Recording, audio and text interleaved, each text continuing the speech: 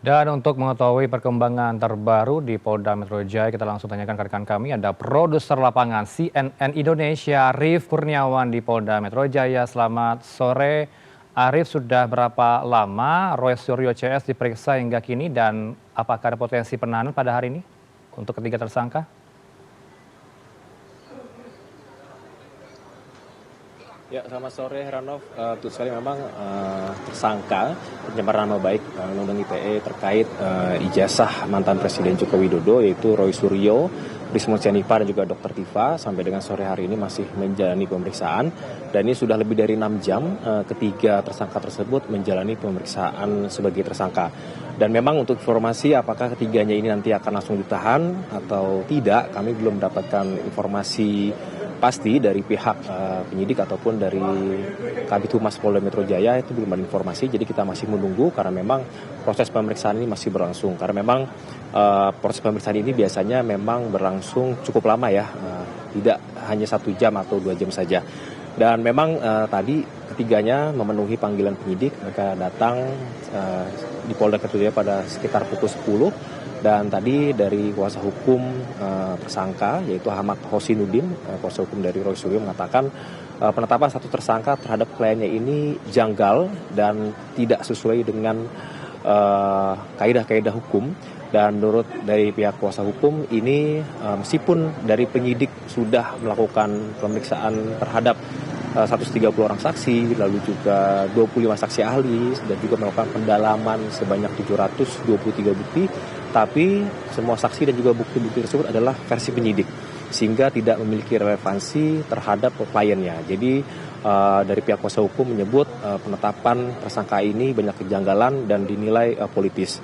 Dan tadi juga dari salah satu tersangka, Rismon Sianipar, mengatakan dirinya ini siap untuk ditahan jika nantinya akan ditahan. Tapi Rismon Sianipar meminta agar dari pihak penyidik Polda Metro Jaya menjelaskan alasan konkret penahanan dirinya jika memang ditahan, karena Rismon Sianipar merasa dirinya ini kooperatif dan tidak ada niatan untuk kabur dan tidak pernah menghapus barang bukti.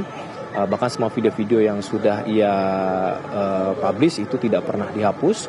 Jadi Rismon Sianipar menyebut dirinya selama ini kooperatif dan tidak pernah melawan ataupun melakukan tindakan-tindakan yang bisa melarikan diri ataupun menghilangkan barang bukti. Jadi Rismon Sianipar minta jika nanti dirinya ditahan harus ada alasan jelas kenapa dirinya ditahan. Dan bahkan Rismon Sianipar juga tadi mengatakan dirinya membantah jika dirinya disebut melakukan rekayasa digital atau rekayasa image terhadap dokumen dari ijazah mantan Presiden Joko Widodo.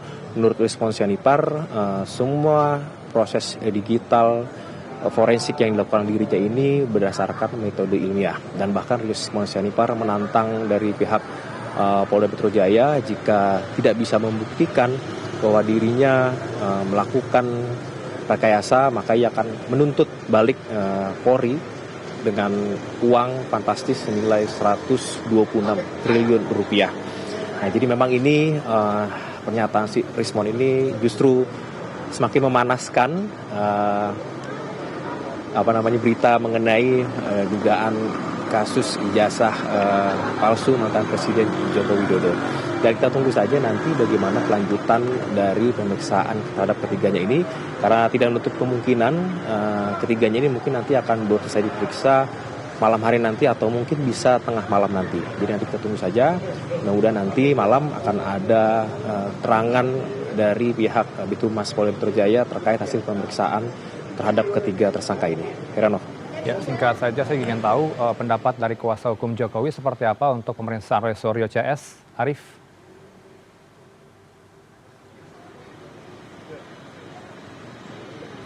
Ya, dari pihak kuasa hukum Jokowi memang pada hari ini belum menyampaikan pernyataan, tapi memang dari informasi yang kami himpun itu dari pihak kuasa hukum Jokowi meminta agar Polda Metro Jaya melakukan penahanan terhadap 8 orang tersangka ini.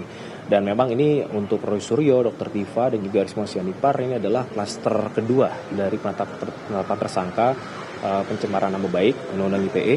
Dan kalau klaster pertamanya itu yang sudah ditetapkan tersangka itu adalah Egy Sujana, Kurnia Tri Rohyani, Damai Hari Lubis, Rustam Effendi dan juga Muhammad Rizal Fadilah. Sementara untuk klaster pertama ini memang belum dilakukan pemeriksaan perdana sebagai tersangka. Jadi untuk hari ini agendanya masih pemeriksaan tersangka terhadap 3 saja, yaitu klaster kedua Roy Suryo, Dr. Viva, dan juga Rismon Sianipar. Heranov.